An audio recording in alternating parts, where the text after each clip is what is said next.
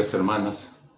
Difícil poder a veces continuar lo que tengamos programado, pues, y difícil conectarnos en una adoración viva a través de las redes y a través de estas plataformas. No es como estar en vivo dentro del templo y poder disfrutar esos tiempos de adoración, pero nos marcan de todas maneras y nos permiten seguir entrando en la presencia del Señor a pesar de estas limitaciones a las cuales estamos expuestos. Y damos gracias al Señor. Vi yo al Señor sentado sobre un trono alto y sublime, dice Isaías.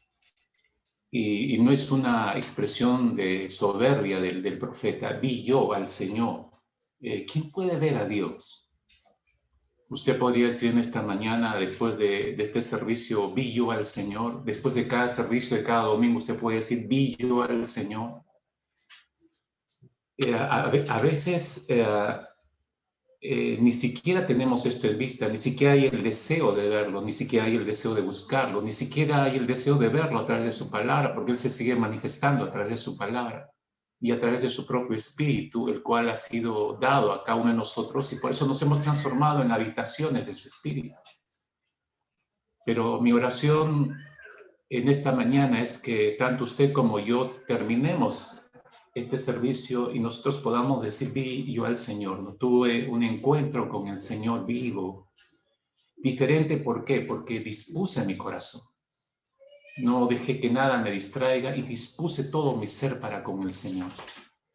Y de eso se trata. Todo el preámbulo en estos minutos anteriores, no, como suelo decir, no es distraernos, no es hacerle ameno el domingo, no es colocarle algunos videos de canciones para que usted se contente en esta mañana. Ninguna de esas son las intenciones. Todo esto está enfocado hacia la adoración a Dios.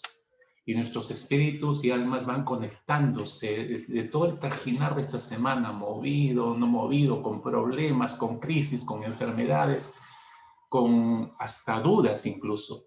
Vamos entrando a la presencia de Él y descansando en sus pies, dispuestos a oírle, y esa palabra que vivifica vuelve a tomar todo nuestro ser por completo una vez más.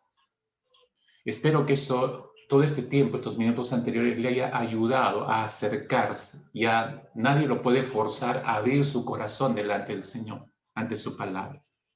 Un texto sencillo que leyó el pastor Más hace un instante en el Evangelio de Juan, que es parte de lo que Jesús estaba revelándoles a sus discípulos. El capítulo 14 del Evangelio de Juan establece una progresión de enseñanzas del Señor y específicamente acerca de la persona del Espíritu Santo, cómo vendría, cómo obraría, cuál sería el propósito de su venida, qué es lo que haría. Jesús les describe. En esa descripción que les da acerca del Espíritu Santo, ahí está incrustado este fragmento que el pastor Más leyó en el verso 21. El que tiene mis mandamientos y los guarda, les dijo, ese es el que me ama.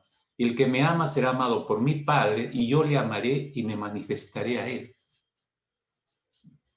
Y me manifestaré a él. Por supuesto, ahí no termina el capítulo, ¿no? Miren, pregunta de sus propios discípulos, él sigue abriendo lo que dijo y cada vez les hace ver mucho mejor cómo va a operar el Espíritu Santo cuando venga a ellos. De eso se trata este capítulo 14. La semana pasada estábamos viendo cómo perseverar en nuestra vida anterior. Me refiero las semanas pasadas, cómo perseverar en la oración, cómo reordenar nuestra vida en cuanto a nuestra actitud hacia la oración, nuestra vida de oración. Y la semana pasada vimos cómo reordenar nuestra vida en base a la doctrina del Señor Jesucristo. Y es un tema tan vasto que es difícil dejarlo ir así como así. Entonces, esta es la segunda parte del tema que vimos la semana pasada, o que abrimos la semana pasada, en el reordenamiento de nuestra perseverancia en la doctrina de Cristo Jesús. Y eso es lo que queremos tratar en esta mañana juntos. La semana pasada el Señor nos hizo recordar, según el texto de Hechos capítulo 2, versículo 42, que es un texto, como decíamos, que hemos revisado muchísimo.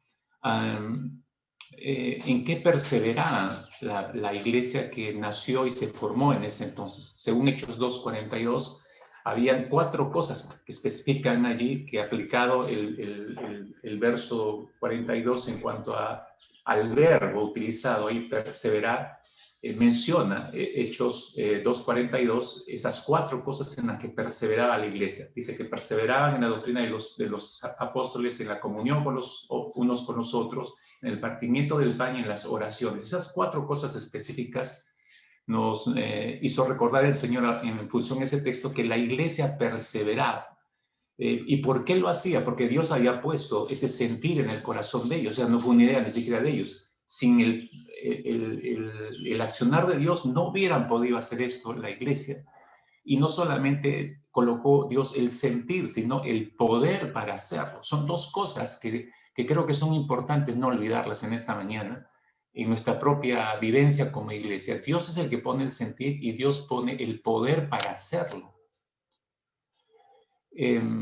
Y yo siempre he dicho y he pensado, el asunto es que se escucha mucho que tengo el sentir de hacer esto, yo quiero hacer aquello ya. Pero ¿cómo confirmas que ese es un sentir de Dios cuando te das cuenta que Él te ha dado el poder para poder ejecutar eso? O sea, no solo pone el sentir, sino te da el poder para poder realizarlo, efectivizarlo. Si queda solamente el sentir, puede ser que fue solamente un deseo tuyo. Bueno, no malo, digamos, pero no arribó, no diste esa luz, no se efectivizó ese deseo. ¿Por qué Dios puso ese deseo? El Señor nos hacía esta pregunta la semana pasada. ¿Por qué en medio de muchos otros deseos que Él pudo colocar, por qué puso ese deseo específicamente? Porque Dios nos conoce. Recordábamos nosotros mismos el domingo pasado que precisamente en este deseo de perseverar no somos muy fuertes, ¿no? Entonces, conociéndonos, el Señor sabía que nos iba a ser complicado para nosotros y usted ya se debe haber dado cuenta de eso. La pandemia ha sacado a la luz esto justamente, ¿no? De cuánta gente que nos reuníamos cada domingo. Es un remanente. Y hoy puede haber esta cantidad. El domingo pasado hubo un poco más de gente. Los que entraron no están ahora porque hay razones superiores a ellos o hay razones que sí pudieron manejar, pero simplemente el relajo, como dijimos, y lo dejan, ¿no? Yo ya entraré el próximo domingo. Bueno, Dios me entenderá y Dios me perdonará. Somos proclives a la no perseverancia. Entonces, Dios sabía esto, que no íbamos a ser perseverantes ni en la doctrina, ni en la comunión entre nosotros, ni en la mesa del Señor, ni en las oraciones. Él lo sabía perfectamente. Y decíamos que Él enfatizó en esto. Y había algo clave que nos mostró el Espíritu el domingo pasado. Y nos decía, ¿no será que estas disciplinas, por qué insistió en estas disciplinas del Señor? Porque ¿no será que estas disciplinas son las columnas principales que mantienen unida y cumpliendo su propósito a la iglesia de Dios en estos tiempos en la tierra? ¿No será que son columnas principales y no nos damos cuenta que son columnas principales? Entonces no les damos la importancia de vida. El hilo que pasa a través de cada una de estas disciplinas espirituales es la palabra de Dios. Por eso está en primer lugar la doctrina. Y perseveraban en la doctrina. Pudo haber dicho y perseveraban en la oración. Para aquellos que les encanta la oración, ¿por qué no? La oración debería estar primero, dice. No, está correctamente en el orden colocado. Dios reveló el orden correcto, ¿no? ¿Por qué? Porque sin la palabra no viene todo lo demás, ¿no? Si no hay palabra, ¿cómo vamos a poder descubrir el mandato acerca de la oración, el mandato acerca de perseverar en la mesa del Señor, etcétera? Sin la palabra no nos enteraríamos de nada, no sabíamos cuál es la voluntad de Dios agradable y perfecta, ¿no? Por eso el hilo que corre por todas estas disciplinas es la palabra del Señor. Sin palabra no habría ninguna de las otras disciplinas espirituales. ¿Qué cosa es perseverar? Perseverar es sencillamente ocuparse asiduamente con fidelidad en la doctrina de los apóstoles, decíamos. Perseverar significa quedarse, significa permanecer. Y lo he resaltado ahí y lo he puesto en letras más grandes, permanecer, porque esta palabra es interesante y es en base a la cual vamos a girar toda nuestra reflexión en esta mañana, ¿no? Es parte del significado de perseverar. Permanecer. Ahora, para permanecer en algo, después de haberlo comenzado, decíamos la semana pasada, necesitamos tomar una decisión. Esa decisión es de continuar en lo que hemos empezado. si no, no vamos a perseverar en ello. Yo decido continuar en esto que he empezado. Para mostrar que estamos en comunión con Dios, tenemos que permanecer en las enseñanzas de Cristo. Esto es permanecer en su palabra. Y el Señor lo dijo claramente, ¿no? Juan capítulo 14, en este mismo capítulo que empezamos en la lectura, versículo 23 y 24, solo un poco más adelante, Jesús respondió a la pregunta que le estaba haciendo Judas, uno de sus discípulos, el otro Judas, no el Iscariote el que lo traicionó. Y respondió Jesús y dijo, el que me ama, mi palabra guardará. Y mi Padre le amará y vendremos a él y haremos morada con él. El que no me ama no guarda mis palabras y la palabra que habéis oído no es mía, sino del Padre que me envió. Ahí tiene usted un contraste, ¿no? Entre los que verdaderamente aman al Señor, que son los que guardan, y guardar es obedecer, permanecer, perseverar en la palabra. El contraste está en la otra línea, ¿no? El que no me ama no hace esto, o sea, no persevera, no permanece, no obedece al Señor. Esa es la contraparte. ¿De cuál lado se encuentra usted? Pastor, yo soy evangélico hace 40 años. No le pregunté eso, lo que le pregunté es de qué lado está en esa contraparte, en ese versículo. Espero que en la primera. Eso significa que después de haber entregado nuestra vida a Cristo, el Señor nos aclaraba la semana pasada, nos enseña la doctrina, lo que Cristo enseñó, es decir, empieza el tiempo de adoctrinamiento de los discípulos de Cristo, enseñarles todas las cosas que Él ha mandado. Pero luego de que nos enseñan, nosotros no podemos siempre estar pegado a quien nos empezó a discipular al inicio. No hay ningún hijo, no hay ninguna hija que siga amamantando, que su mamá lo siga amamantando, la siga amamantando hasta los 30, 40 años. Eso es imposible, mis hermanos.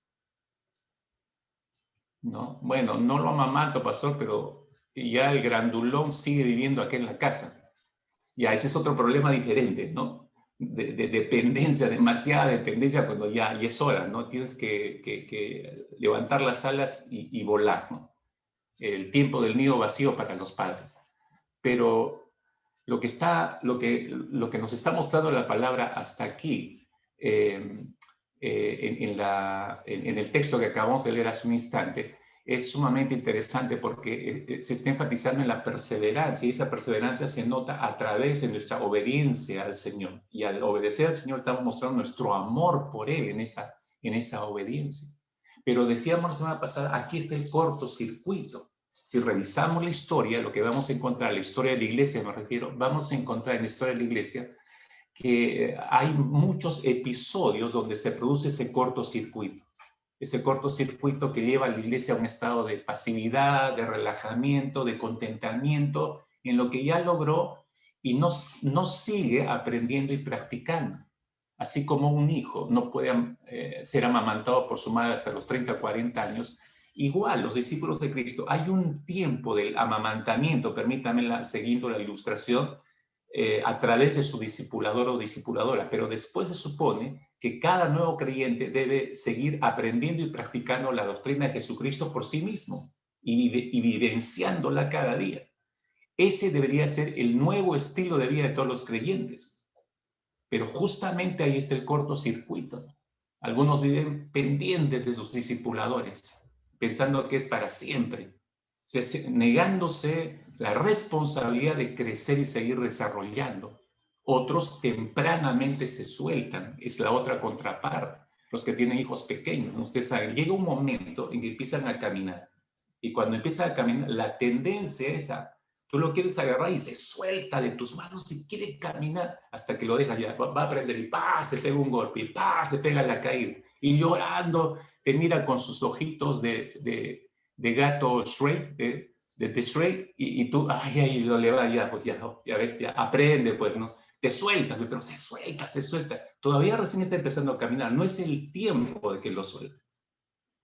Pero los niños espirituales creen que ya es tiempo que lo suelten, ¿no? Hay un tiempo para todo, dice Eclesiastés, ¿no? Hay tiempo de crecer, hay tiempo ya de desarrollar, hay tiempo de ser discipulado, hay tiempo de discipular. Ya no me discipulan, ahora discipulo. Ese es el proceso normal y natural de todo creyente. Ahí está el cortocircuito, permítanme seguir insistiendo en esto. Ahí está el cortocircuito. Entonces yo le decía hace un momento, en la definición de lo que es el perseverar, que era ocuparse asiduamente con fidelidad en la doctrina de los apóstoles, perseverar significa permanecer. Y ese término permanecer es el que nos interesa en esta mañana. Y yo quiero partir desde allí con esta primera aseveración. El perseverar es igual a permanecer. Espero que no se olvide esto. Es como una pequeña fórmula que le estoy dando en esta mañana. El perseverar es igual a permanecer. Déjeme explicarle esto rápidamente. Para perseverar en la doctrina de Cristo, primero tenemos que tomar la decisión de permanecer en la persona de Cristo y en su doctrina o en su palabra. Repito, si es que no lo escuchó. Para perseverar en la doctrina, para yo continuar en la doctrina, seguir aprendiéndola y seguir obedeciéndola, primero, antes de perseverar, primero tengo que tomar la decisión de permanecer en la persona de Cristo y en su doctrina o en su palabra. ¿Se ha percatado usted que Jesús mismo nos dio esa clave en Juan capítulo 15? Si tienen su Biblia ahí en Juan 14, simplemente gira y ya está en el capítulo 15. En Juan capítulo 15, y lo repite por varias veces el Señor, este énfasis, ¿no? ¿Cuál énfasis? En su persona, en mí, en mí, en mí. Fíjese, por favor, yo un viaje cortito y rapidísimo, versículo 4 del capítulo 15, ¿no?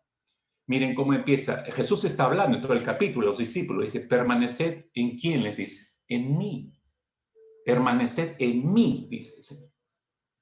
Versículo 5, el versículo siguiente, dice, yo soy la vid, vosotros los pámpanos, el que permanece en mí, otra vez, el que permanece en mí y yo en él, este lleva mucho fruto, porque separados de mí nada podéis hacer. Versículo 6 a continuación, ¿no?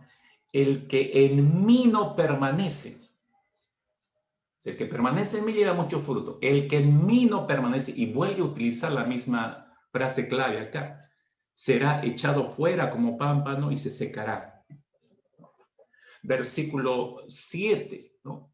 Y aquí está el binomio importantísimo. Aquí une las dos cosas el Señor, persona y palabra de él, ¿no? Es decir, permanecéis en mí y mis palabras permanecen en vosotros. Este texto es lindísimo porque miren lo que está diciendo el Señor. El que permanece en mí y mis palabras permanecen en vosotros, pedid todo lo que queréis. Subraye eso. Pedid todo lo que queréis. Todo. ¿Qué es todo, hermanos? Todo.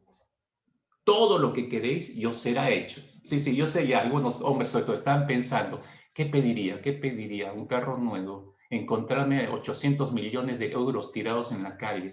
Ya está viajando su mente, ¿no? En cosas así, uy, portentosas. No, espérese, antes que se siga viajando, le corto, le pincho el globo, lea bien, para que se efectivice la segunda parte, es decir, pedid todo lo que queréis, ¿no? Para que se efectivice eso, hay condiciones, solo retroceda una línea hacia atrás, dice, si permanecéis en mí y mis palabras permanecen en vosotros. Entonces, ahí está la decisión que le decía. Nuestra decisión, ¿cuál debe ser? La decisión es la siguiente. Recuerden, ¿no? Antes de perseverar, yo tengo que tomar la decisión de permanecer. Decido permanecer acá. Entonces, nuestra decisión, la primera decisión debe ser, yo me quedo aquí. Se lo digo en términos sencillos, ¿no? Yo me quedo aquí. ¿Qué cosa es? Yo me quedo aquí. ¿En dónde? Prefiero a Cristo. Me quedo con Cristo y me quedo con su palabra. Decido quedarme aquí. Yo me quedo aquí en Cristo y en su palabra. Esa es la decisión. Tomamos esa decisión, ¿sabe por qué? ¿Cuándo se toma esa decisión? ¿Cuándo el creyente toma esa decisión? Porque puede vivir toda una vida como evangélico yendo a las iglesias y nunca tomar esa decisión, hermanos. Y yo creo que esa decisión no ha sido correctamente tomada, por eso está como están muchos creyentes, derribados, no han soportado la cuarentena, han quebrado sus matrimonios, hijos que se han peleado con sus padres, no se pueden ver, están como perros y gatos dentro del hogar actualmente, etcétera, etcétera. Todo lo que ha pasado en hogares cristianos es porque no se ha tomado correctamente esta decisión. Tomamos esta decisión, ¿sabe por qué? O cuando el creyente toma esta decisión, cuando descubrimos dos cosas importantes, mis hermanos. Cuando descubrimos dos cosas importantes. La primera, que no hay presencia más deliciosa que la del Señor. Escuche con atención. No hay presencia. Yo llego a descubrir que no hay presencia, persona, más deliciosa que la del Señor. Mire lo que dice el salmista, lo vamos a ver a la luz de lo que dice la Escritura, la experiencia de un hombre como el salmista que descubre esto. No hay presencia más deliciosa que la del Señor. El salmista en el Salmo 16, versículo 11, dijo, me mostrarás la senda de la vida, le dice a Dios, en tu presencia, le dice, en tu presencia, persona de Dios, en tu presencia hay plenitud de gozo. Delicias a tu diestra para siempre, ni siquiera para un momento, dice, delicias a tu diestra para siempre. Tremendo ese salmo.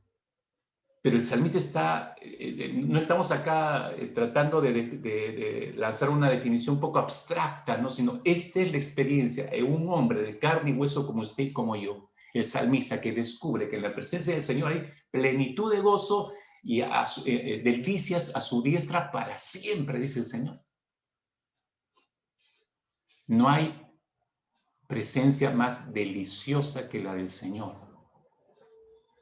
Hasta que no descubramos eso, mis hermanos, hasta que Dios no sea realmente el que satisfaga todas tus expectativas y sea la causa de tu gozo, de la plenitud de tu vida, y que tú sabes que a su diestra, en su diestra, que es la diestra, su mano es segura, pero no solo segura, sino que encuentro delicias cuando Él me toma, cuando Él toma mi vida, entonces no voy a tomar la decisión de permanecer en Él. Ahora, decía yo dos cosas. Cuando descubrimos que no hay presencia más deliciosa que la del Señor, y en segundo lugar, que no hay palabras más deleitosas que las del Señor. Nuevamente, estamos en el Salmo 119, los días jueves, el versículo 92. Miren lo que dice el salmista ahí. Si tu ley no hubiera sido mi deleite, miren los términos que está utilizando. Él no está decorando las palabras, él simplemente está hablando de su experiencia, ¿no? Si tu ley no hubiera sido mi deleite, llega a un punto en que ya no es solo palabra que lee, ya no es solamente, sí, la palabra de Dios, no, se ha transformado en el deleite de su vida del salmista. Si tu ley no hubiera sido mi deleite, entonces habría perecido en mi aflicción. A mí me llama la atención esa expresión, hermano, porque él está admitiendo que ha tenido episodios de aflicción en su vida, como usted los debe estar viviendo, como yo lo he vivido y como de repente lo vamos a seguir viviendo todos. Pero él admite que en esos tiempos de aflicción hubiera sido abismado, lo hubiera arrastrado la aflicción a la tristeza, a la depresión, lo hubiera sido arrastrando, porque eso hace la aflicción, nos lleva cada vez más abajo, no nos lleva cada vez más arriba, nos lleva hacia abajo. Pero él dice, no ocurrió que me abismó, no ocurrió que la aflicción me arrastró. ¿Por qué? Porque mi vida estaba anclada en tu palabra, estaba anclada en tu ley. ¿Y por qué? Porque se volvió mi deleite. Aún en mi aflicción, mi deleite o mi consuelo era regresar a tu palabra, regresar a tu palabra. Eso lo libró al salmista de ser arrastrado hacia la depresión, hacia la tristeza, esos pozos a las que nos arrastra la aflicción. Es poderoso ese versículo, ¿no? El apóstol Pedro y los discípulos de Jesús lo expresaron de esta manera, lo mismo, que no hay palabras más deleitosas que las del Señor. Los discípulos lo expresaron de esta manera al Señor, ¿no? En boca de Pedro, que era el portavoz de todos ellos, le dice al Señor Jesucristo, ¿a quién iremos? ¿Se acuerdas? ¿A quién iremos, Señor? Tú tienes palabras de vida eterna. ¿A quién iremos, Señor, si solamente tú tienes palabras de vida eterna? O sea, tus palabras, como tus palabras, no hay otra. Tus palabras son deleitosas. No solo tus palabras, tu presencia. ¿A dónde iremos, Señor?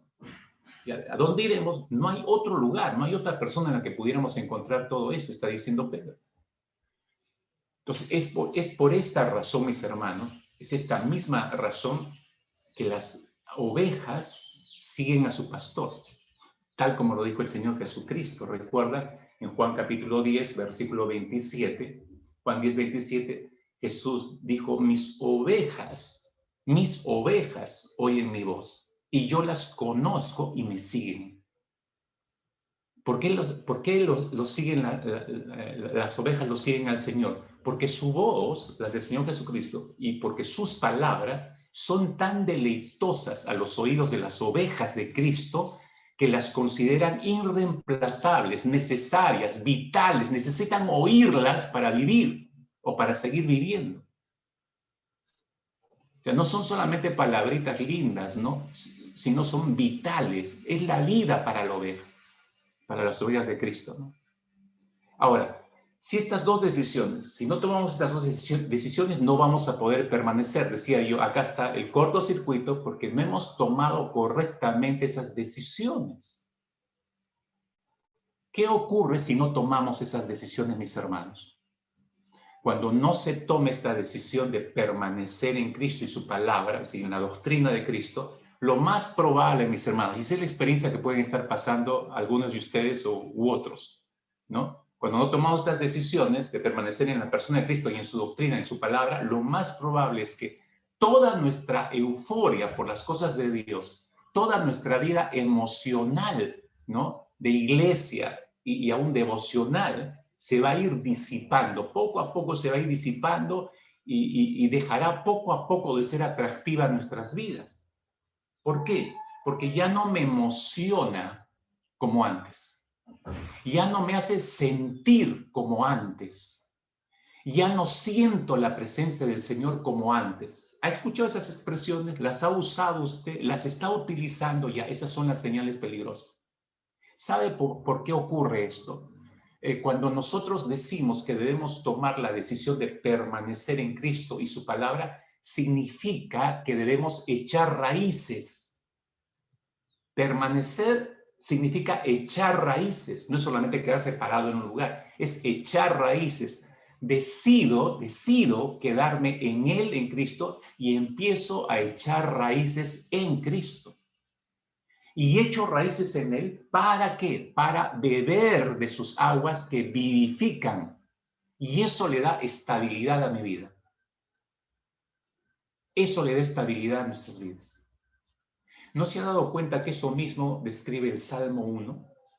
¿Se acuerda del Salmo número 1? Así empieza el libro de los Salmos, curiosamente. Los 3 primeros versículos, ¿no? Nos muestran esto. Miren lo que empieza a hablar el salmista en el versículo 1. Empieza a describir este hombre, el salmista, ha tomado la decisión de no andar ni en consejo de malos, ni en camino de pecadores, ni sentarse con escarnecedores. Es una decisión que ha tomado el hombre. Y este hombre se ha dicho a sí mismo, en otras palabras, ya no quiero andar con ese tipo de hombres, ya no quiero andar con ese tipo de personas. Prefiero, ¿qué cosa? Prefiero a Dios y prefiero su palabra. ¿Cómo sabemos que tomó esa decisión? Por lo que dice en el versículo 2 a continuación. En la ley de Jehová está su delicia y en su ley medita de día y de noche. ¿Se da cuenta del contraste que hay entre el versículo 1 y el versículo 2? Hay una decisión que toma el salmista, pero es en función a la decisión que ha tomado de reemplazar toda esta vida no me sirve de nada, esta es la vida que yo quiero. Esta es la vida que yo quiero. Ahora, se da cuenta, dice, en la ley de Jehová está su delicia. No solamente dice, llega a conocer la palabra del Señor. No, dice, la conoce y llega a transformarse en su delicia. Eso es lo que nos ayuda a permanecer en un lugar. Y en su ley obediente medita de día y de noche, porque se ha vuelto mi delicia, nunca me canso de estar en la palabra. Esa es la decisión del salmista. Este hombre, eso significa que este hombre empezó a echar raíces en el Señor y en su palabra. Decidió echar raíces. No solamente hojear su Biblia, sino echar raíces en la palabra. ¿Qué obtuvo? ¿Qué tipo de vida tuvo por esa decisión? Versículo 3, ahí está la metáfora, ¿no?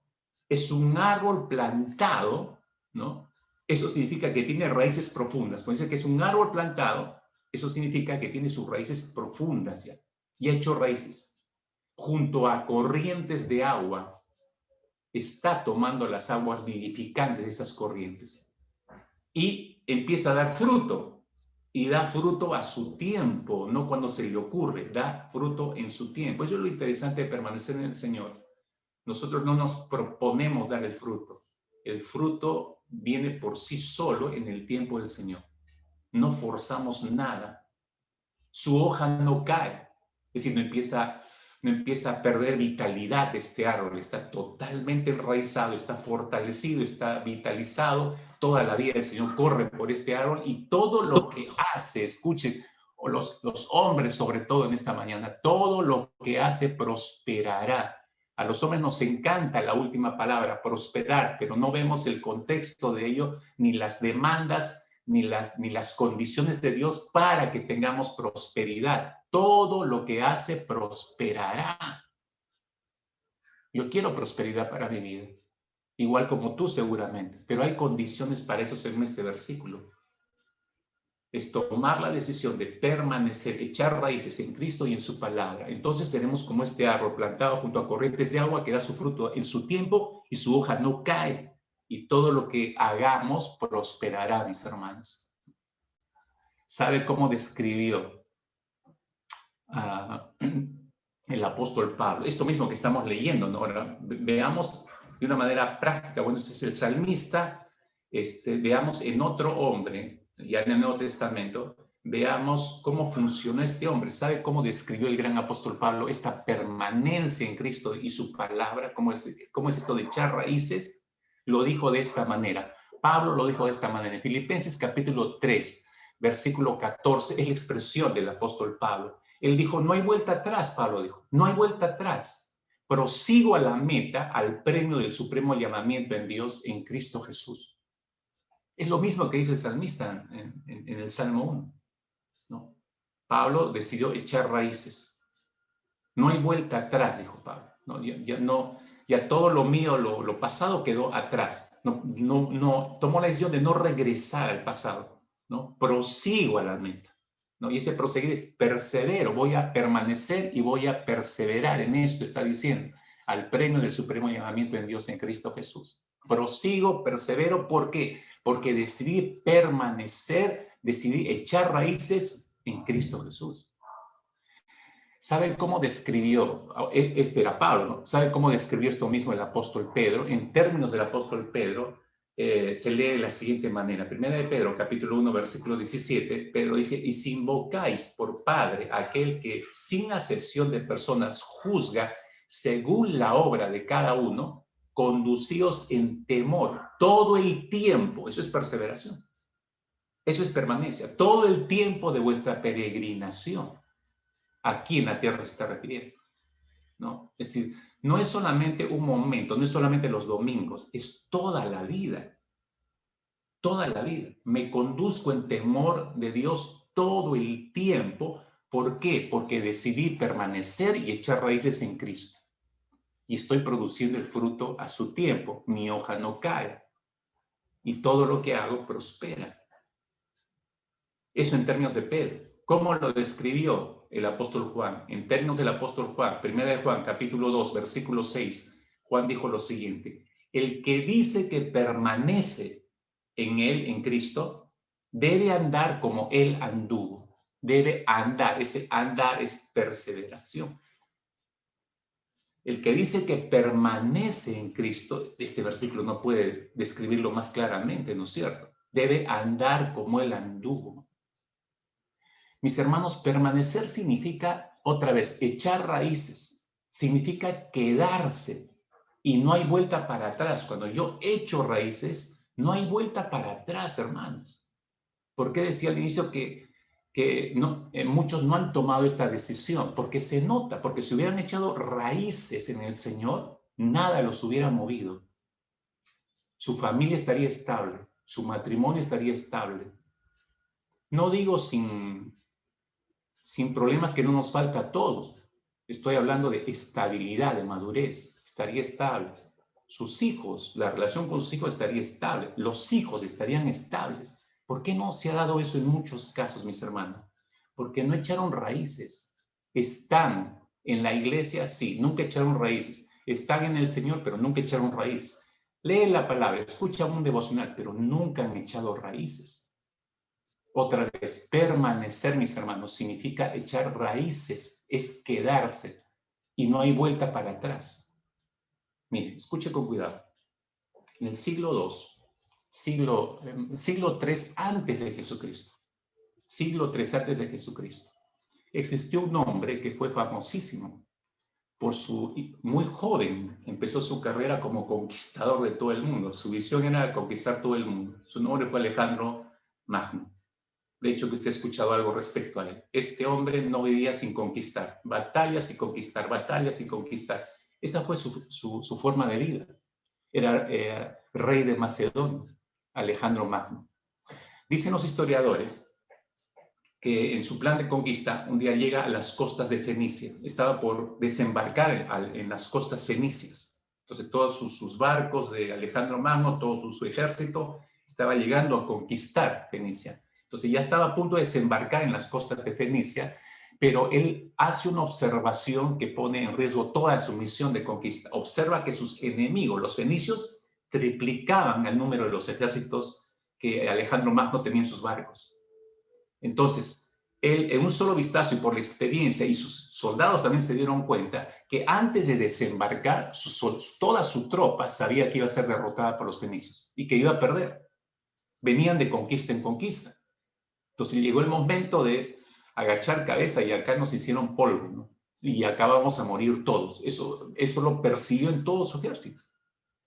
Entonces, ¿qué hizo este hombre? Que era de un espíritu realmente inquebrantable, ¿no? Su perseverancia, si cabe la expresión, en la conquista no se la quitaba a nadie. Nada ni nadie. Entonces Alejandro Magno desembarcó, cuando empiezan a desembarcar, manda todos sus propios ejércitos. Cuando terminan de desembarcar todo el ejército en costas fenicias, manda quemar todas sus naves, las naves de Alejandro Magno. Y un poco turbados todos los soldados, qué orden para extraña, ¿no? Pero ¿cómo vamos a reembarcarnos y a continuar el viaje? ¿Cómo vamos a regresar incluso a nuestras tierras? Él esperó que le prendieran fuego a todas las naves y cuando ya estaban arriba todas las naves, Alejandro Magno reúne a todos sus hombres y les dice lo siguiente. Miren, escuchen, esto es lo que Alejandro Magno le dijo a sus hombres. Observad cómo se queman los barcos, les dijo. Se los llevó para que miraran, pues. Observad cómo se queman los barcos. Esta es la única razón, les dijo, por la que debemos vencer a los fenicios. Ya que si no ganamos, no podremos volver a nuestros hogares y ninguno de nosotros podrá reunirse con su familia nuevamente, ni podrá abandonar esta tierra que hoy despreciamos. Debemos salir, les dijo Alejandro Magno, debemos salir victoriosos en esta batalla, ya que solamente hay un camino de vuelta y es por el mar. Entonces agregó, ante la mirada espantada de todos los soldados que le estaban escuchando, ¿no? Agregó y les dijo, caballeros, cuando regresemos a casa, lo haremos de la única forma posible, en los barcos de nuestros enemigos. Los que conocían perfectamente, y sus soldados lo conocían muy bien, Alejandro Magno, sabían que hablaba en serio. Además, tenían delante de ellos sus naves hechas carbón. Sí, su ejército sabía que Alejandro Magno, cuando decía algo, lo decía en serio. Los historiadores dicen que vencieron. Increíblemente, 3-1, vencieron el ejército de Alejandro Magno. Hermanos, escúchenme por favor. Si esto les suena desafiante para algunos, sobre todo para los hombres, les encantan esas historias épicas y ver ahí los 300 defendiendo. A las mujeres les parece esto es muy violento, ¿no? Mucha sangre, pastor, no salpique, ¿no? No salpique la pantalla, ¿no? Esas historias no me gustan. Pero escúcheme, por favor. Si esto suena desafiante y hasta inspirador, no se compara absolutamente en nada a la manera en que Jesús mandó en que deberíamos desembarcar la barca de nuestras vidas en las costas de la vida de Cristo y su palabra y quemar las naves de nuestra vida antigua para no ceder a la tentación de volver a subirnos esas barcas del pasado y alejarnos del Señor, como algunos tienen por costumbre. Jesús mandó, no sugirió, Jesús mandó lo siguiente, en Lucas capítulo 9, versículo 62, y me temo que podemos haber olvidado este mandato del Señor. Él dijo, ninguno que ha puesto su mano en el arado y sigue mirando atrás es apto para el reino de Dios. Una vez más, ninguno que ha puesto su mano en el arado y sigue mirando atrás es apto para el reino de Dios. Los que echaron la mirada para atrás perdieron, hermanos. Y eso en esta pandemia se ha evidenciado en mucha gente. El hecho de mirar atrás, el añorar, el desear esto, el desear lo otro, ha hecho que quiebren muchas cosas en sus vidas personales, familiares, ministeriales. Ninguno que ha puesto su mano en el arado y sigue mirando atrás es apto para el reino de Dios, amados míos. Tenemos que volver a recordar este mandato. Entonces, permanecer, perseverar es igual a permanecer, no lo olviden. Tenemos que tomar la decisión primero de permanecer en Cristo y en su palabra para poder perseverar. No vamos a poder perseverar si no tomamos esta primera decisión. En segundo lugar, una segunda fórmula en esta mañana. El permanecer, entendiendo ya qué significa esto, el permanecer asegura la presencia del Señor. Esto es la vida, hermanos. Por favor, escúchelo con mucha atención. El permanecer asegura la presencia del Señor. Juan capítulo 14, regresamos a este versículo que Pastor Más nos dio en la lectura, capítulo 14, versículo 21. Desmenucémoslos. Usemos unos minutos para desmenuzar este versículo, que aquí hay tantas cosas que tenemos que reflexionar seriamente, ¿no? Una vez más, dice, el que tiene mis mandamientos y los guarda, ese es el que me ama, y el que me ama será amado por mi Padre, y yo le amaré y me manifestaré a él.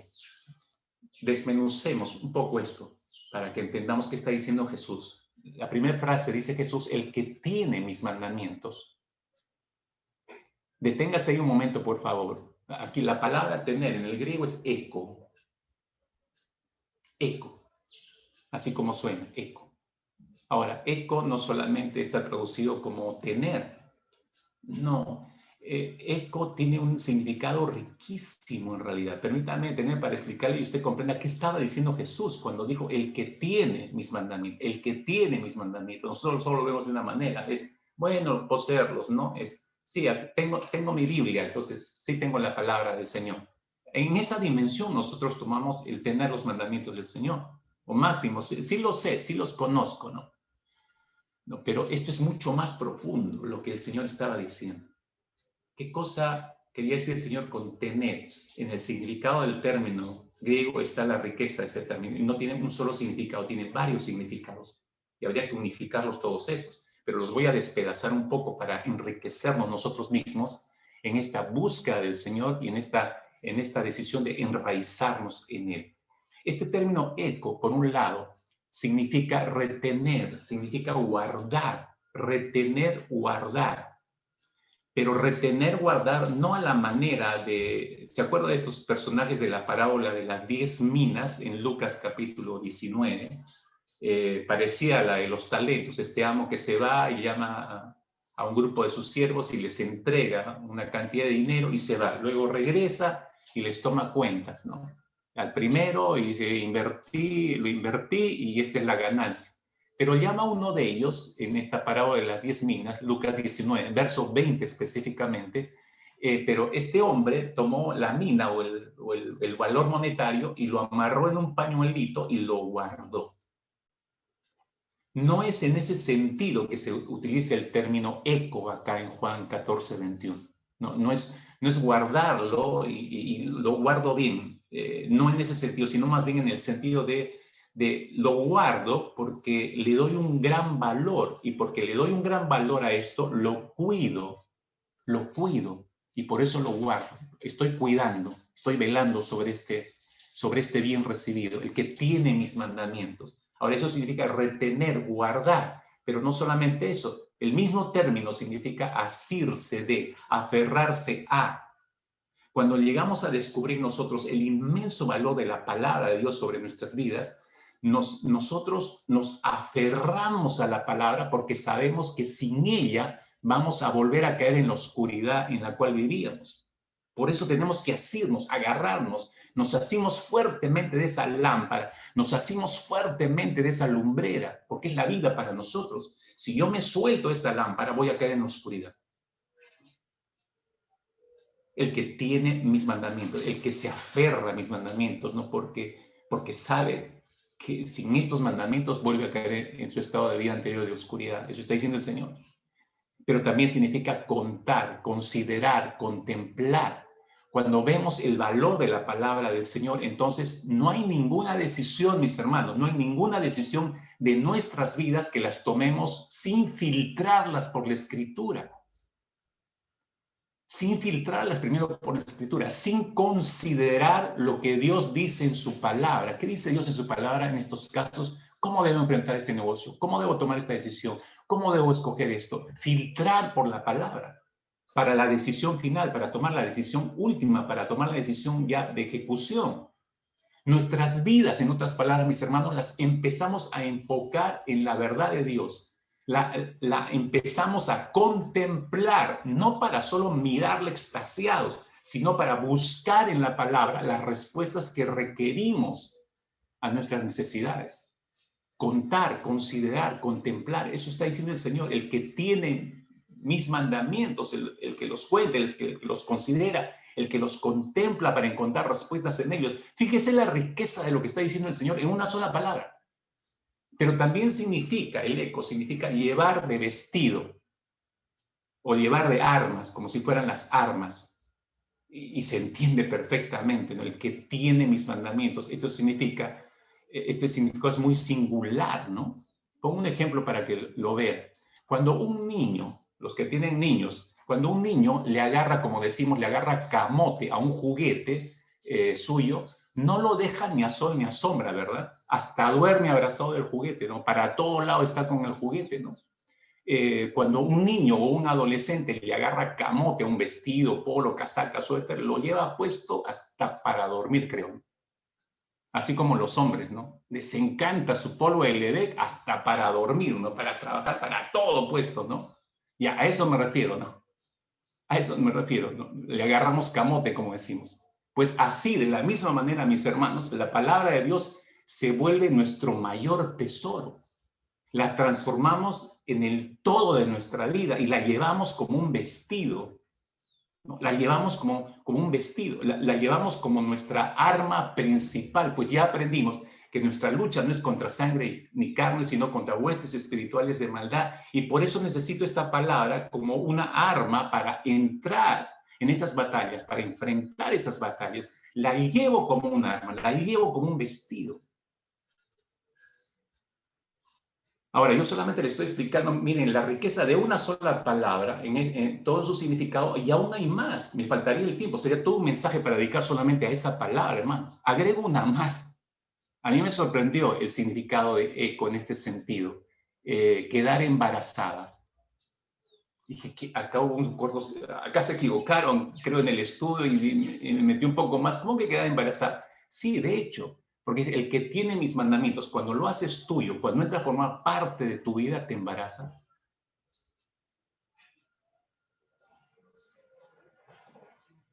Y claro, quedas lleno de la palabra. Y va a haber fruto de eso. En ese sentido se entiende que también eco se considera entre sus significados como quedar embarazado, no quedar embarazado. Bien, la riqueza de una sola palabra, el que tiene mis mandamientos. Eso está diciendo el Señor. Ahora dice Jesús, el que tiene mis mandamientos, ese es el que me ama, dice Jesús. Sigamos desmenuzando un poco este versículo. Ese es el que me ama. Hermanos, yo creo que esto estará de acuerdo conmigo en lo que le voy a decir. La demostración de nuestro amor por el Señor debe ir mucho más allá que solo palabritas afectivas a Dios. ¿Está de acuerdo conmigo en eso? Nuestro amor al Señor no puede remitirse solamente a palabras afectivas o a frases emocionalmente hablando, a frasecitas cargadas de ternura para con Dios. Hermanos, debemos ir mucho más lejos que con palabras simplemente afectivas al Señor. Miren, el verbo guardar aquí, el que tiene mis palabras, el que tiene mis mandamientos y las guarda. El verbo aquí para guardar es el término griego terón. Y terón es un verbo de acción. Significa vigilar lo guardado. O sea, estoy vigilando lo que es de valor para mí y me ha aferrado y lo ha atesorado, es parte mía, lo llevo como un vestido, lo llevo como un arma mía. Ya, lo estoy vigilando. En otras palabras, el que tiene los mandamientos del Señor, está diciendo el texto, ha llegado a valorarlos tanto que se aferra a ellos usándolos como la guía de su vida. Y por eso uno cuida el obedecerlos. Estoy cuidando el obedecerlos, el ponerlos en práctica. Estoy cuidando, estoy velando sobre eso. Y a través de esa forma de vida, estoy demostrando mi amor por Cristo, mi amor por el Señor. Cuando yo estoy velando, cuidando, en poner por hecho lo que estoy aprendiendo del Señor a través de su palabra, ahí yo estoy mostrándole mi amor al Señor. Entonces no son palabritas, Señor, te amo, Señor, te amo. Señor, no son las palabras, son las acciones nuestras, la obediencia en amor y por haber echado raíces en Él, en que muestra nuestro amor por el Señor. Ese es el que me ama, dijo Jesús. Y el que me ama, en tercer lugar, el que me ama será amado por mi Padre y yo le amaré. Hermanos, a mí mientras yo leía y estudiaba este texto, de verdad que me iba sorprendiendo el Señor, porque ¿quién se complace, hermanos? Mejor dicho, ¿con quién se complace Dios sino con aquel que obedece su palabra y no la menosprecia? Dios siempre va a estar complacido con aquellos que obedecen su palabra y no la menosprecian o no le dan las espaldas. Mire, cuando los discípulos de Cristo, los hijos de Dios, comprenden que la obediencia a la palabra del Señor es un imperativo de vida, por favor, anote esto, la obediencia al Señor, a su palabra, es un imperativo de vida. Cuando el creyente, el Hijo de Dios, descubre que es un imperativo de vida y lo toma como un imperativo de vida para su vida, entonces Dios se halla muy complacido. Y creo yo que cuando alguien hace esto, Dios tiene la misma opinión que tuvo de Job. ¿Se acuerdan? Empezando el libro de Job, el capítulo 1, el versículo 8, ¿se acuerdan lo que dijo de Job? Y opinaría lo mismo de usted, si usted se aplica a enraizarse en él. El Señor dijo de Job, mi siervo Job, no hay otro como él en la tierra. Varón maduro, dijo, recto, temeroso de Dios, apartado del mal. Él tendría la misma opinión de nosotros, hermanos, entonces. Y el amor del Padre tampoco, obviamente, usted se da cuenta, Dios se complace con los que obedecen su palabra y no la menosprecian.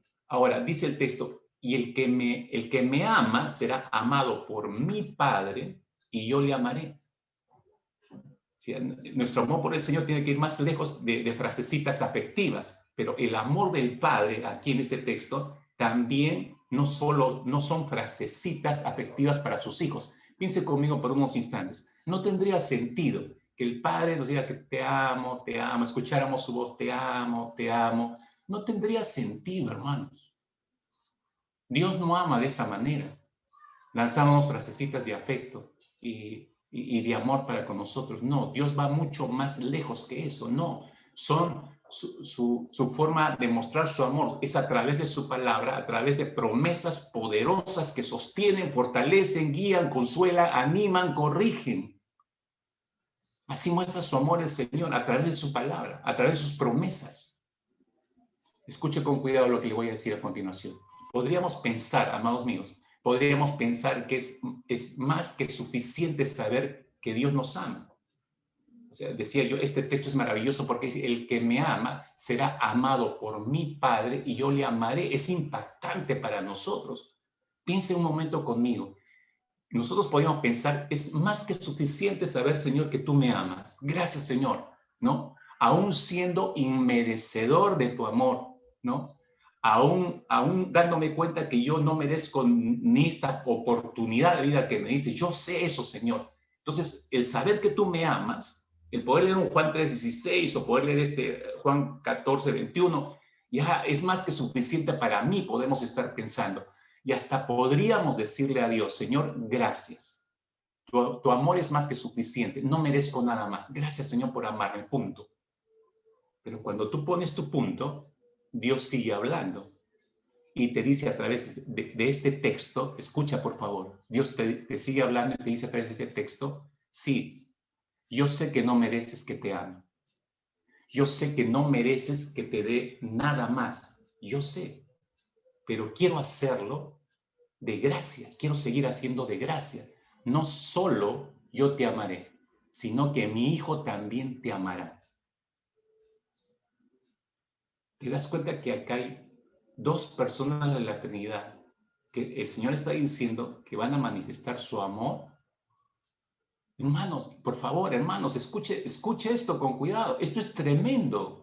Es más de lo que pudiéramos esperar, entender o soportar. Podríamos decir, no sé, si algunos están en este proceso de búsqueda del Señor, llegando a este versículo, usted estará pensando probablemente igual que yo, Señor, esto es demasiado para mí. No lo puedo ni resistir siquiera, Señor, pues porque tu amor me abruma. Tu amor, Señor, me avergüenza. Porque sé lo que fui y sé lo que ahora soy en Cristo Jesús. O sea, tu amor, Señor, me abruma por completo. No podemos estar pensando eso. Y cuando creemos que ya no soportamos más, hermano, porque este es un texto en que nos apertura y nos hace ver el corazón del Padre y del Hijo y extendiendo sus brazos, yo sé que no mereces esto, pero te vamos a amar igual, te vamos a amar, porque tú has decidido enraizar tu vida en nosotros, eso está diciendo Jesús. Y uno puede caer quebrado, qué sé yo, no sé, alguno está recordando, yo no merezco ni estar aquí conectado, mi vida ha sido tan terrible y ahora el Señor me ha rescatado y ahora estoy en Él, no merezco más. Y cree que ya tenemos la medida, ya Señor, esto va a rebalsar, como dice, ya no Señor, ya no más, esto es suficiente para mí. Y usted está pensando eso y de pronto cuando ya creemos que hemos recibido todo lo que creemos que merecemos, entonces de pronto el Señor sigue hablando. Cuando a las justas estamos sintiendo sobre nosotros y resistiendo el peso del amor del Señor, el Señor Jesucristo agrega algo que rompe absolutamente todos nuestros esquemas al final de este versículo. Dice, y me manifestaré a ti.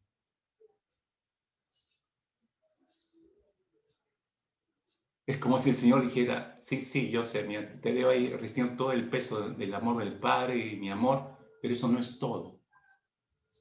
Yo me voy a manifestar a tu vida.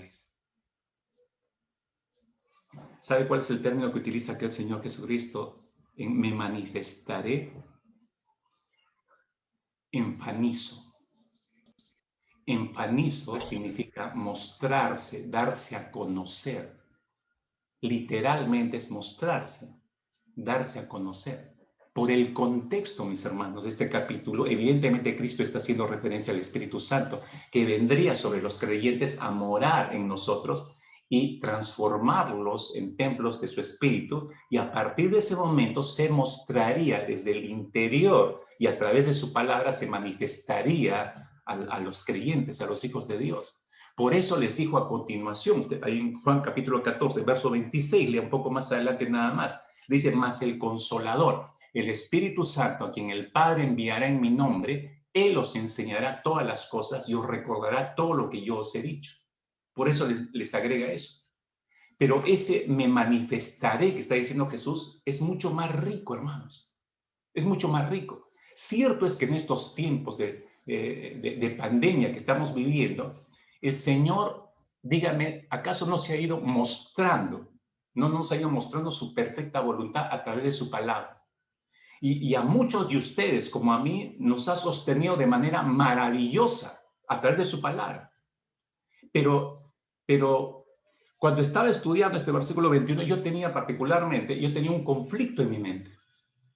Tenía un conflicto interno al estudiar el término enfanizo, ya que cuando empiezo a estudiar este término, la traducción literal de enfanizo es resplandecer, manifestarse visualmente, ¿no? Y se utiliza en otros textos a lo largo de los evangelios, ¿no? De gente que se manifestó y todos lo vieron, eran manifestaciones físicas, todos los ejemplos que veía relacionados con este término en el Nuevo Testamento. Entonces ahí estaba mi conflicto y no comprendía la profundidad del término. Pues entonces empieza la lucha con el Señor en medio del estudio, ¿no? Y le digo al Señor, yo sé, Señor, que no te refieres a que si obedecemos por amor tu palabra, tú te vas a mostrar visualmente a nosotros. Yo sé que el texto no está diciendo eso, tiene que ser algo mucho más profundo. Entonces, ¿qué significa? Estaba con la pregunta. Entonces, el Señor abre mis ojos y me hizo contemplar la profundidad del término. Entonces habló a mi corazón. Entonces dijo el Señor, ¿acaso no me he mostrado cada día no me he mostrado a ti y a tu familia a través del pan que pongo sobre tu mesa? Cada día. ¿Acaso no estás viendo ahí mi demostración, mi manifestación de mi fidelidad? ¿No la ves? ¿Acaso no me he mostrado cada día al despertarte con vida y así te muestro la manifestación de mi gracia sobre ti y sobre tu familia? ¿Acaso no me he mostrado guardándote en tus salidas y en tus entradas? Así te he mostrado la manifestación de mi bondadoso cuidado. ¿Acaso no me he mostrado de esa manera?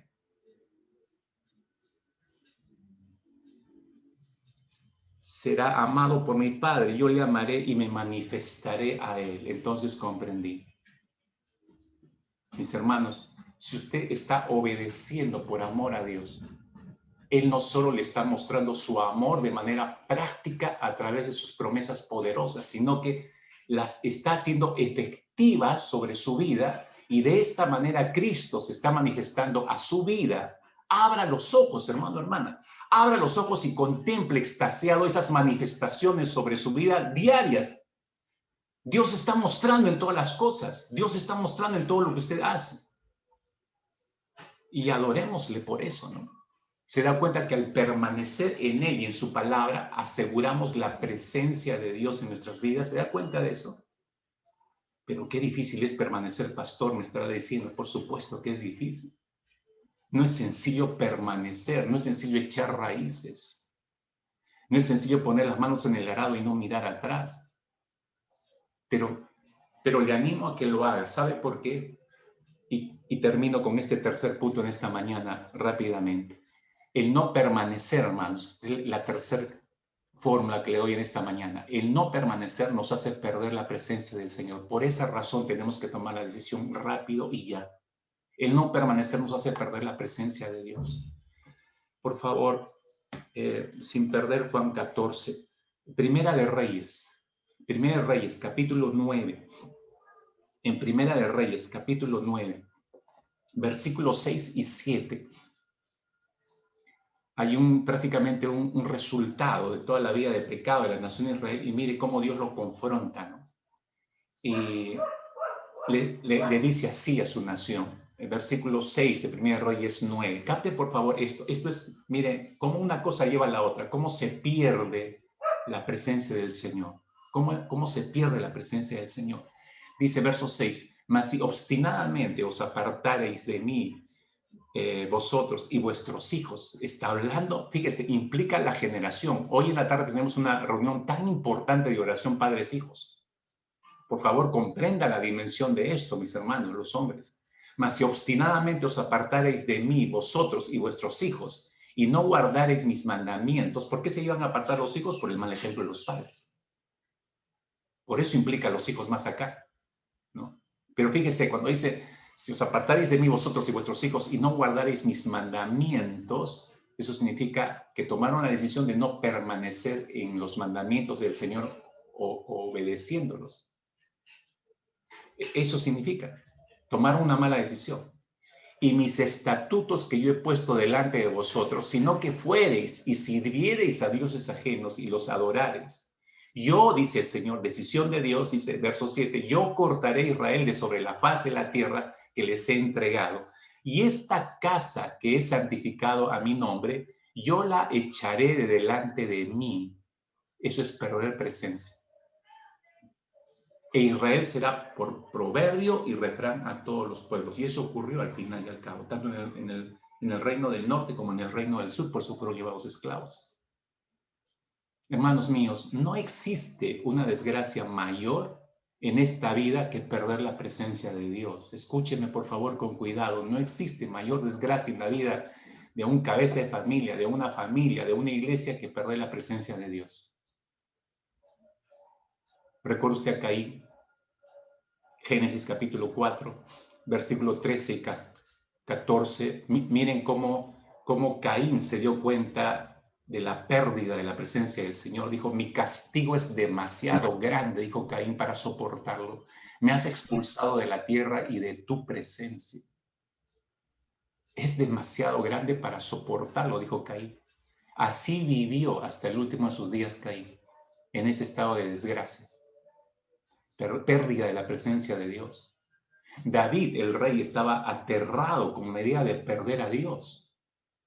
a causa de su pecado de adulterio, el profeta Natán, si bien recordarán, según Samuel capítulo 12, le dijo que sus hijos lo haría sufrir muchísimo y que alguien cercano a él, uno de sus hijos, en otras palabras, se quedaría con sus propias mujeres de David. Sin embargo, a pesar que esa noticia es terrible, para un padre es terrible, ¿no? Sin embargo, nada de eso le pareció preocuparle a David tanto como perder la presencia de Dios. Por eso él, suplicante, en medio de una oración, Salmo 51, versículo 11, levanta su voz y ora y dice al Señor, no me expulses de tu presencia y no me quites tu Espíritu Santo.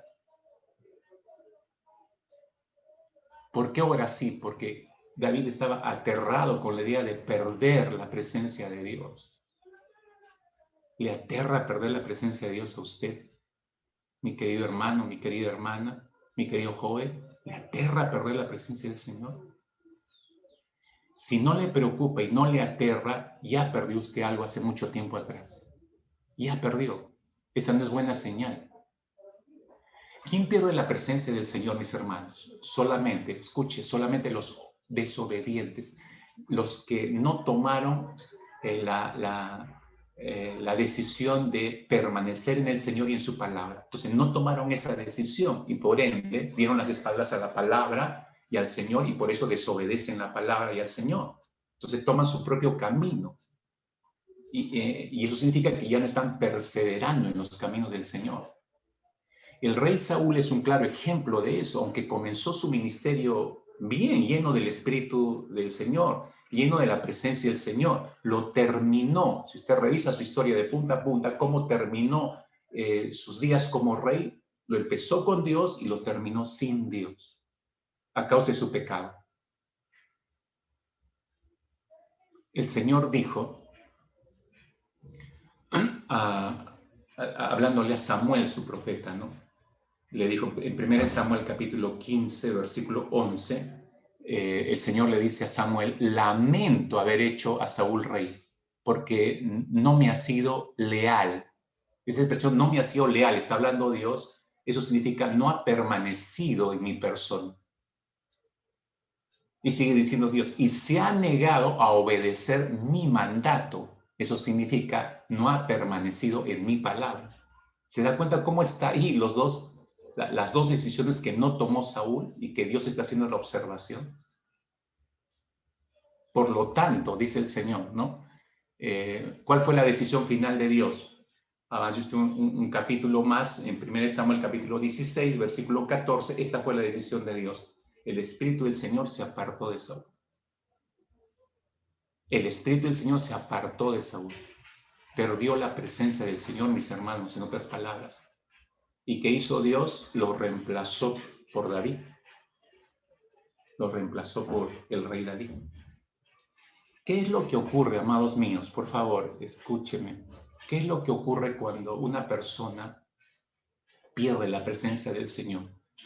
Esto sería vasto. Déjeme darle 3 cosas que se pierden. Por lo menos 3 quiero que queden en su mente en esta mañana antes de poder culminar. ¿Qué es lo que le ocurre a una persona que pierde la presencia del Señor? En primer lugar, y voy a tomar en cuenta la vida del rey Saúl, porque esa es vívida, la vida del rey Saúl, ¿no? De desordenada, que empieza con Dios y termina sin Dios, no perdiendo a Dios. En primer lugar, sus oraciones no son escuchadas, hermanos. Esto es lo que ocurre a una persona que pierde la presencia del Señor. Y esto podría ser indicativos para algunos de ustedes a revisar.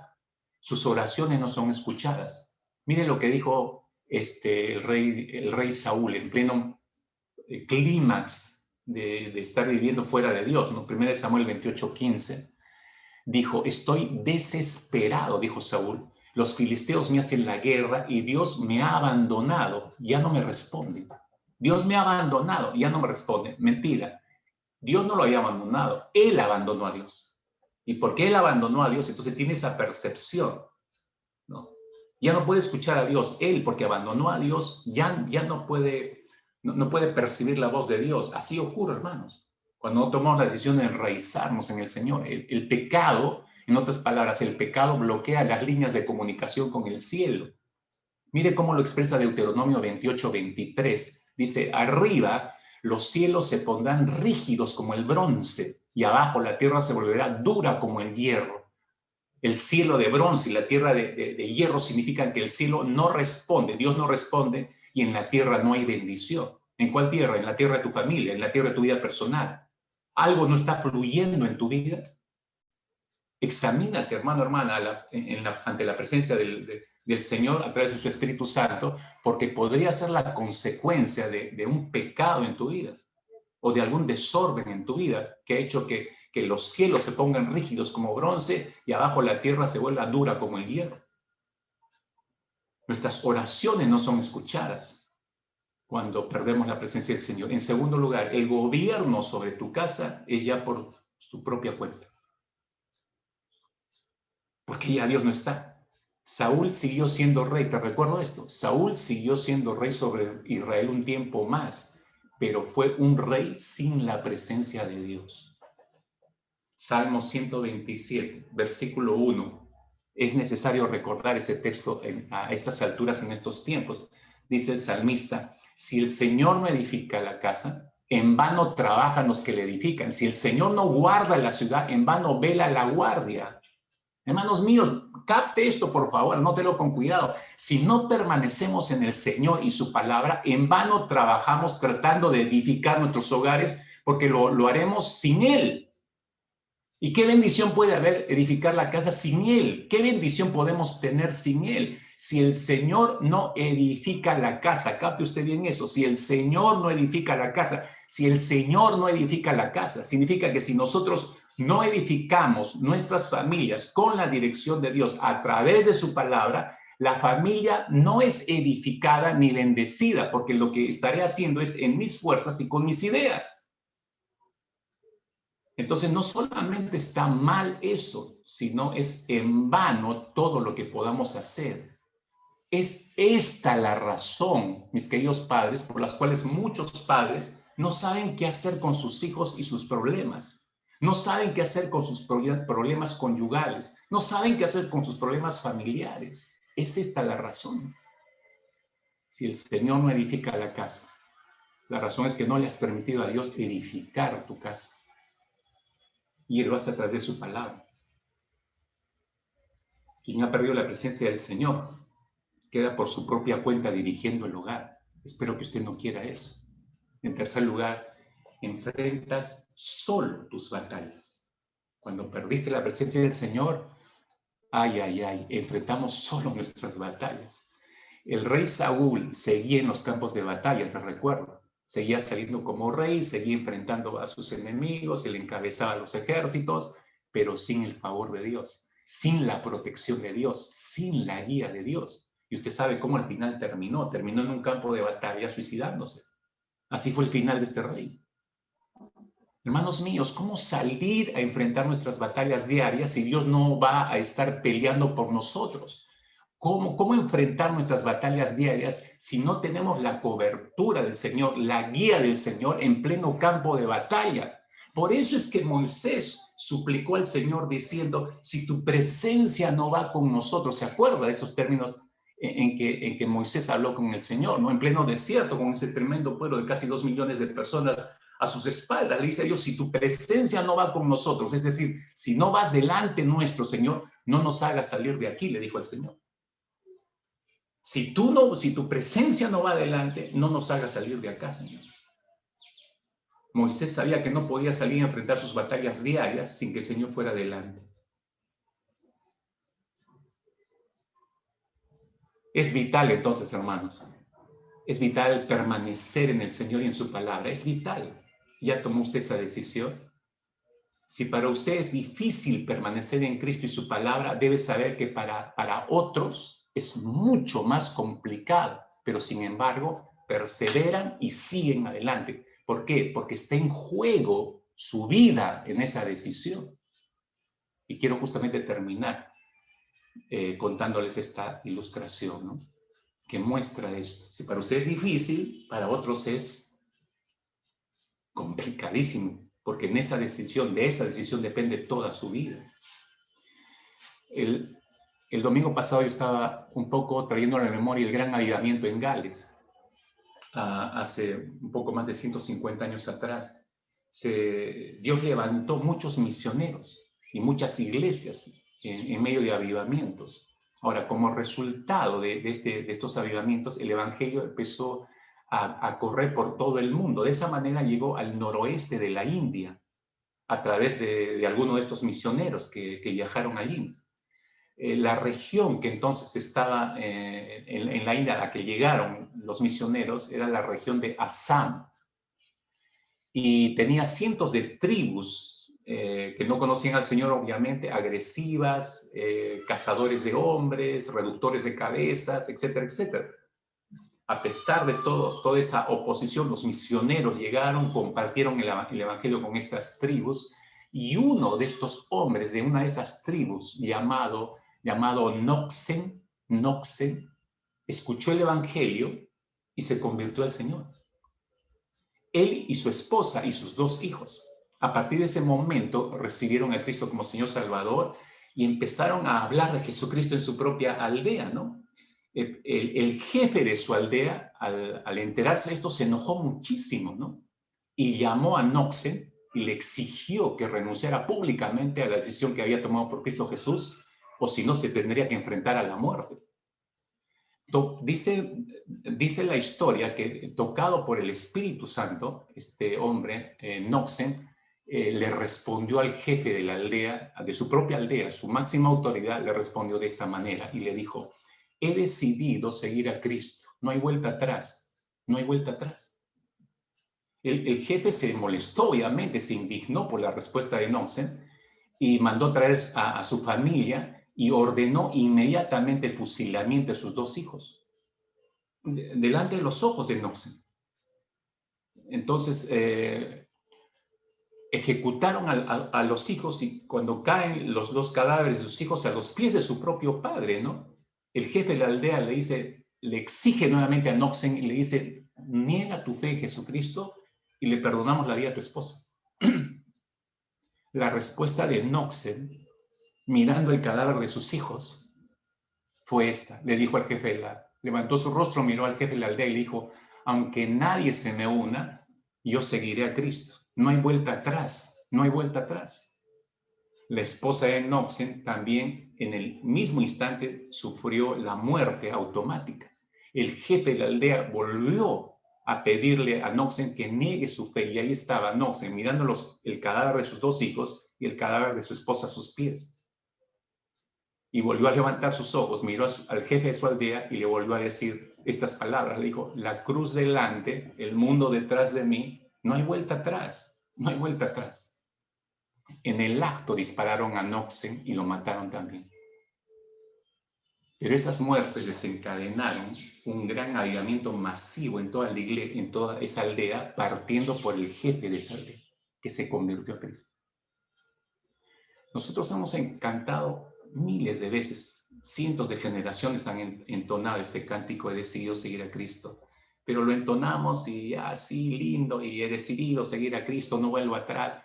Pero ni conocemos la historia detrás en base a la cual se hizo este cántico, ni nos ponemos a pensar el verdadero significado. Lo que hizo Noxen fue echar raíces rápidamente, recibió el evangelio, echó raíces.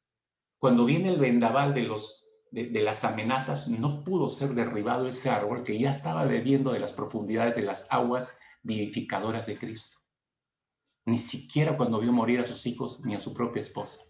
Sus raíces estaban tan profundas en Cristo que hasta estuvo dispuesto a morir. Eso es perseverar, hermanos. Eso es perseverar. Te es difícil. Tú me dices en esta mañana: pastor, me es difícil permanecer y perseverar. Pregúntale a Noxen. Pero ya está muerto, pastor. Bueno, cuando estén arriba en el cielo, pues, ¿no? Pero este es perseverar, hermanos. Antes de poder orar, hermanos, como cada domingo, aplique el mensaje. 5 cosas puntuales para que usted las tome en cuenta y empiece esta semana a aplicar el mensaje en su vida y continúe creciendo y enraizando, creciendo sus raíces y profundizando en la vida de Cristo y su palabra. En primer lugar, tome en cuenta esto, por favor. En primer lugar, Empiezo por esto. Queme sus naves. Me está oyendo, ¿verdad? Queme sus naves. Eso significa no vuelva al pecado. ¿Cómo lo hago? Se preguntará. Negándose a sí mismo. Níguese a sí mismo. Níguese, no alimente su yo. Níguese a sí mismo en cada circunstancia que enfrente y que usted identifique que está siendo tentado a pecar o a regresar a cualquier tipo de pecado. Niéguese a sí mismo. Así va muriendo usted. Así se queman las naves, amor. Así va quemando sus naves. Hágalo constantemente porque todos los días tenemos que luchar con nuestro yo interior. En segundo lugar, permanezca en Cristo todo el día. No estoy hablando de una manera romántica o espiritual hoy, por si acaso. Permanezca en Cristo todo el día. ¿Eso qué significa? Deleites en la presencia de Él, deleites en su palabra, ¿no? Empieza con su devocional diario, ¿no? Deleites en ese tiempo. Llega a deleitarse en ese tiempo. No lo haga por rutina. Ahí está la diferencia.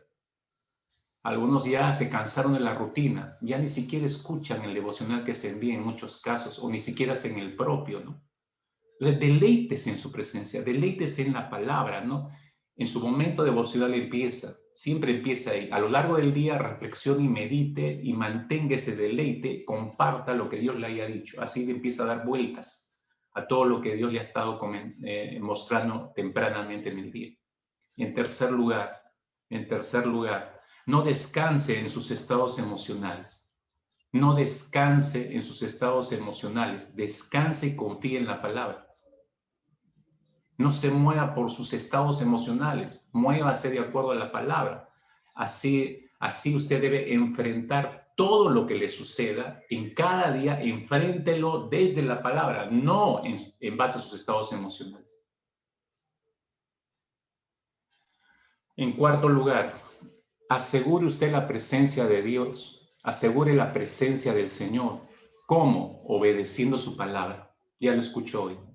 Solo aseguramos la presencia del Señor, no la pierda. Usted la pierde por desobediencia, no pierda la presencia del Señor. Obedezca su palabra cada día, aplique la palabra del Señor en cada momento de su vida. No le diga, en otras palabras, no le diga al Cristo que lo ama. Demuéstrele que lo ama a través de su obediencia. Demuéstrelo a través de su obediencia. Así demuéstrele su amor a Cristo Jesús. Asegure su presencia. Por último, en quinto lugar, a lo largo de todo su día, vea usted las manifestaciones de Cristo Jesús y dele gracias. Vea las manifestaciones del Señor. En todo lo que ocurre a lo largo de todo su día, ahí está Dios manifestándose, se lo aseguro. Lo que pasa es que usted no se da cuenta. Dese cuenta, empiece a ver esas manifestaciones del Señor y dele gloria, dele gracias al Señor. Vea en todo lo que vive, vea a Dios en todo lo que hace. Y dele gracias y dele gloria al Señor por esas manifestaciones, ¿no? Y obviamente las manifestaciones a través de su palabra, que diariamente la va a ver a través de su devocional. Eso es importantísimo. Esas 5 cosas, a manera prácticas, las dejo en vuestro corazón para esta semana. Ahora sí, oremos con todo eso. Oremos sobre todo esto y presentémoslos al Señor una vez más. Padre, te damos muchas gracias por tu palabra en esta mañana. Oramos, Señor, que la decisión probable de muchos que han estado escuchando hoy, Señor, haya sido empezar a echar raíces en ti y comprobar no solamente tu amor, sino tu manifestación hacia sus propias vidas. Señor, de hecho que perderemos nuestras vidas cuando nos enraicemos en ti. Quizás es el temor de muchos o de muchas en esta mañana, Señor, y por eso no toman la decisión de echar raíces en ti. Definitivamente que hay pérdidas, pero son pérdidas que valen la pena, Señor. Si el grano de trigo no cae en la tierra y muere, dice tu palabra. Señor, morir a nosotros no es algo sencillo. Es cada día que tenemos que enfrentar esa muerte por decisión propia para llegarnos a deleitar en tu presencia y en tu palabra, Señor. Y no seguir descansando solo en nuestros estados emocionales, sino en el escrito está como tú lo solías hacer y como nos los enseñaste, Señor.